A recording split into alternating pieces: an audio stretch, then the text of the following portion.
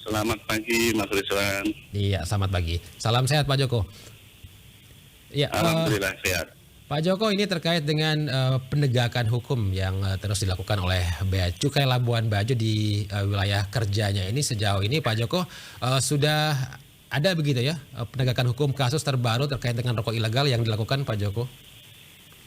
Ya, betul sekali. Baru bulan kemarin ya sudah terbit putusan Pengadilan Negeri Indi, bahkan adanya penindakan yang kita lakukan terhadap peredaran rokok ilegal, Mas Rizwan, gitu. Oke, baik Pak Joko, ini bisa disampaikan terkait dengan kasus ini, lokasinya di mana Pak Joko? Ya, lokasinya di Indi, tepatnya di Kecamatan Wuluwaru ya. Oke. Dan untuk kronologis peristiwanya sendiri seperti apa Pak Joko? Baik, jadi terima kasih Mas Rizwan kesempatannya. Jadi pertama kami sampaikan dulu apa sih pengertian rokok ilegal gitu ya. Rokok ilegal itu diantaranya adalah rokok yang tidak dilekati pita cukai, atau bisa juga rokok yang dilekati pita cukai tetapi pita cukainya itu palsu, atau dilekati pita cukai tetapi pita cukainya bekas. Nah, hal-hal tersebut itu diantaranya yang tadi saya sebutkan itu adalah rokok ilegal. Nah, di akhir bulan Februari 2022, Mas Rizwan, itu ada informasi dari masyarakat disampaikan ke Polres Endi dan ke Polsek Polwaru bahwa ada pihak yang diduga melakukan atau menawarkan rokok ilegal, tepatnya yaitu rokok yang dilekati pita cukai tapi palsu gitu. Nah, kemudian Polres Endi berkoordinasi dengan kami, Bea Cukai Labuan Bajo melakukan penindakan, yaitu menegah rokok yang diduga palsu tersebut. Kurang lebih ada 170.000 batang rokok dengan nilai cukainya diperkirakan 102.960.000 rupiah. Nah, selanjutnya setelah ditegah, Mas Rizwan, kemudian penyidik Bea Cukai Labuan Bajo melakukan penyidikan mulai melakukan penyidikan itu di bulan Maret sampai dengan Juni untuk melengkapi alat bukti yang memperkuat bahwa benar bahwa pelaku tersebut melakukan tindak pidana di bidang cukai. Karena barang siapa yang melakukan tadi ya, menawarkan, menyerahkan, menjual ataupun menyediakan rokok ilegal tadi, itu terancam pidana penjara minimal 1 tahun, maksimal 5 tahun gitu, dan denda minimal 2 kali cukai, maksimal 10 kali nilai cukai. Itu berdasarkan Undang-Undang 11 tahun 1995, contoh Undang-Undang 39 tahun 2007 tentang cukai.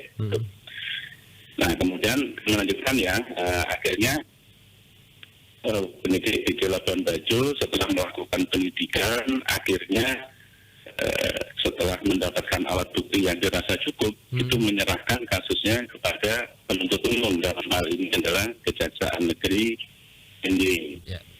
Nah, kemudian selanjutnya memang pada tanggal 10 Juni, Mas Rizwan, itu Kejaksaan Negeri Indi telah menyatakan berkas lengkap dan sebenarnya tugas Bea Cukai telah selesai karena berpindah prosesnya, penuntutan umum dilakukan oleh beliau-beliau yang ada di Kejaksaan Negeri Indi. Begitu, Mas Rizwan. Oke, baik. Dan pada akhirnya proses persidangan, dan seperti yang di beberapa berita yang telah bisa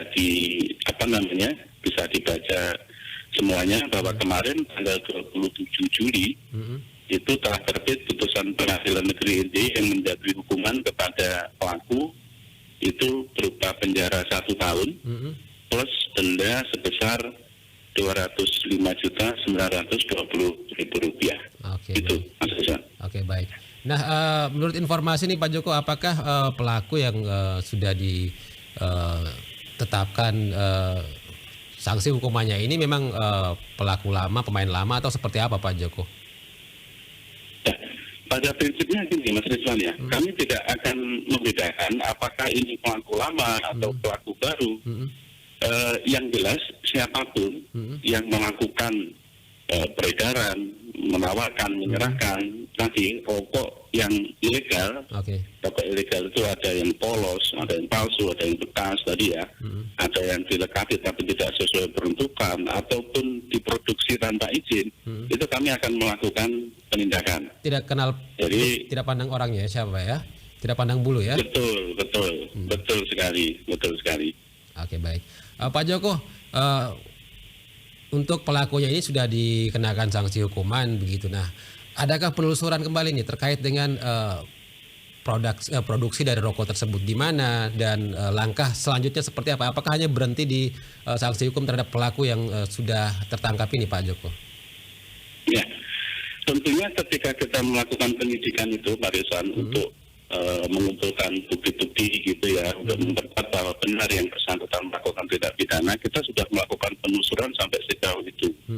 Pertama, apakah benar pita cukai yang dipakai itu palsu? Kemudian, di mana sih sebenarnya rokok ini diproduksi? Gitu. Kemudian, apakah benar juga rokoknya ini sebenarnya layak untuk dikonsumsi dan lain-lain? Itu sebenarnya kita sudah melakukan penyidikan sampai dengan kita memiliki alat bukti yang cukup untuk menetapkan tersangka siapa sebenarnya yang bersalah dan melakukan tindak pidana. Sebenarnya tidak akan berhenti sampai di sini saja. Kami beserta bekerjasama dengan Polres ND itu terus melakukan atau mengusut kira-kira di belakangnya siapa lagi, Mas Rizwan. Jadi tetap kita akan terus melakukan upaya-upaya untuk untuk mencegah adanya peredaran rokok ilegal, terutama yang beredar di wilayah ND khususnya dan di Flores ya pada umumnya. Begitu Mas Rizwan. Dan sejauh ini apakah ada temuan-temuan baru lagi atau masih aman ini Pak Joko terkait dengan masih dalam proses ini ya, masih dalam proses penyelidikan lebih lanjut Mas Rizwan. Tentunya belum bisa kita buka ya di acara pagi ini ya. Baik, Pak Joko silakan ya, ini himbauannya untuk ke masyarakat pendengar Proses atau RRI. Terima kasih Mas Rizwan. Pertama tentunya kami dari Labuan Bajo mengucapkan terima kasih yang sebesar-besarnya kepada aparat penegak hukum lain yang telah bersinergi dengan sangat bagus dengan kami Pak Rizwan. Ada Polres ND, kemudian ada Polsek Wolowaru, Kejaksaan Negeri ND, dan tentunya juga Pengadilan Negeri ND. Dengan sinergi yang sangat bagus, kami berharap peredaran rokok ilegal akan terus dan semakin berkurang, tentunya nanti tidak akan ada lagi seperti itu ya. Yang pertama itu. Kemudian yang kedua, kami juga mengimbau kepada masyarakat untuk tidak mencoba-coba menawarkan, menyerahkan, menjual, menyediakan rokok ilegal. Rokok ilegal seperti yang tadi kami sebutkan. Dan kami juga menghimbau kepada semua masyarakat kalau ada mengetahui informasi ataupun data-data yang menunjukkan adanya peredaran rokok ilegal, silakan menghubungi kami. Bisa menghubungi kami di Labuan Bajo, ataupun kami juga ada pos bantu di ND, ataupun juga bisa disampaikan ke aparat penegak hukum lain gitu. Contohnya tadi juga ke Polres ND juga sangat bagus sinergi dengan kami seperti itu. Dan harapannya kita semua sebenarnya bisa mencegah adanya peredaran rokok ilegal dengan cara apa? Minimal tidak perlu kita mengkonsumsi rokok ilegal. Kalau tidak ada yang mengkonsumsi, tentunya peredaran juga tidak ada.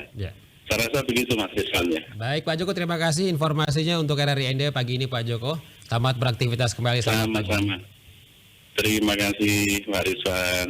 Pendengar, baru saja bersama kami Kepala Kantor Bea Cukai Labuan Bajo ya Pak Joko Prisukwono Dwi Widodo yang sudah menyampaikan terkait dengan langkah penegakan hukum terhadap peredaran rokok ilegal yang terus dilakukan oleh Bea Cukai Labuan Bajo.